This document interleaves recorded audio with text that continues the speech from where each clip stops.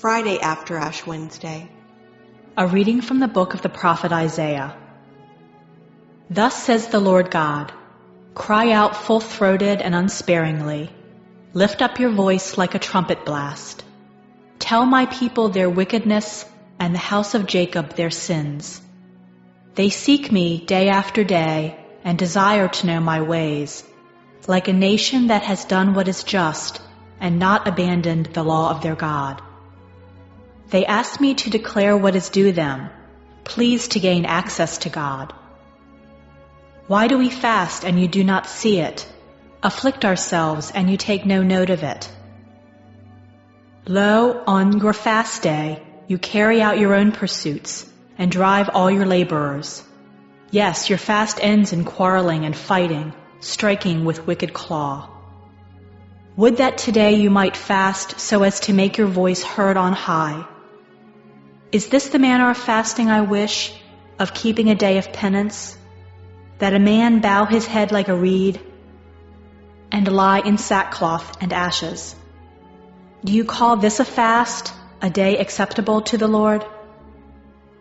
This, rather, is the fasting that I wish, releasing those bound unjustly, untying the thongs of the yoke, setting free the oppressed, breaking every yoke, sharing your bread with the hungry, sheltering the oppressed and the homeless, clothing the naked when you see them, and not turning your back on your own.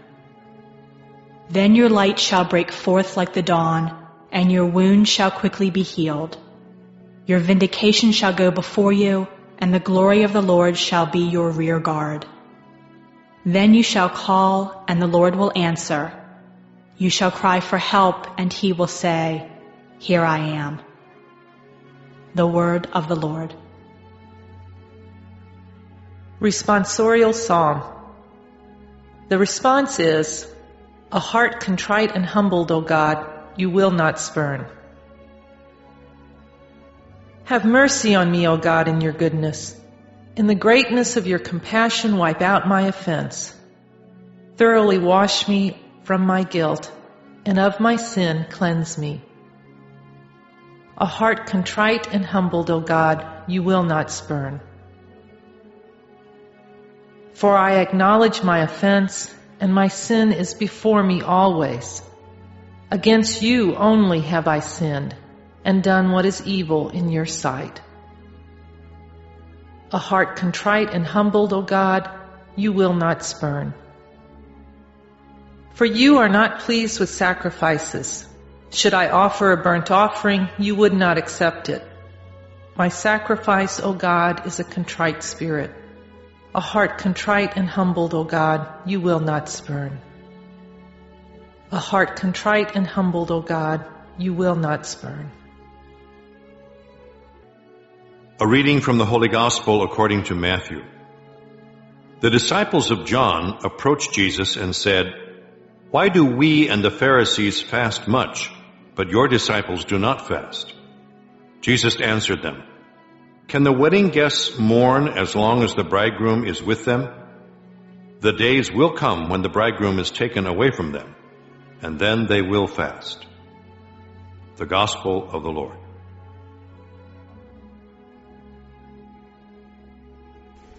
March 3rd, Friday after Ash Wednesday.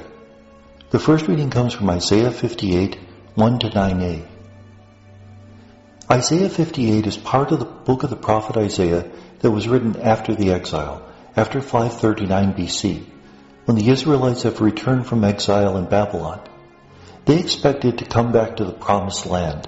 They expected the fulfillment of all the promises that God had made through Deutero-Isaiah, that this would be a second Exodus, and when they returned, God would restore the land. But when they got back, it was not that good. The walls of Jerusalem were broken down. The nomads were invading every other day. There was famine, there was drought, there were locusts. And the people said, Why has God not fulfilled his promises? Well, try to Isaiah, the author or authors who wrote chapters 56 to 66 of Isaiah, say that it's all your fault. You've been going through the motions. You've been fasting. You've been celebrating the feasts. But it's all superficial because you don't practice justice.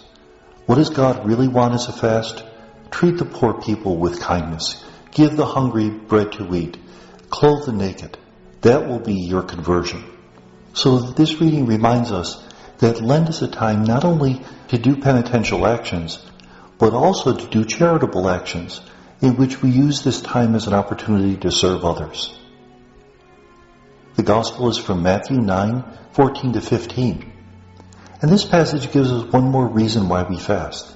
We fast not only to learn discipline as an act of reparation, as an act of solidarity with the poor, we also fast because our bridegroom has been taken away from us.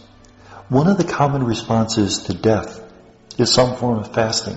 In fact, in a lot of old cultures, this is still done. I worked with Chaldean people, Christians from Iraq, and after somebody dies, for a certain number of days they neither wash nor eat anything but bread and water, as a sign of mourning for the death of a loved one. And it's a logical response to death, because when somebody dies, it's almost as if our throat closes up.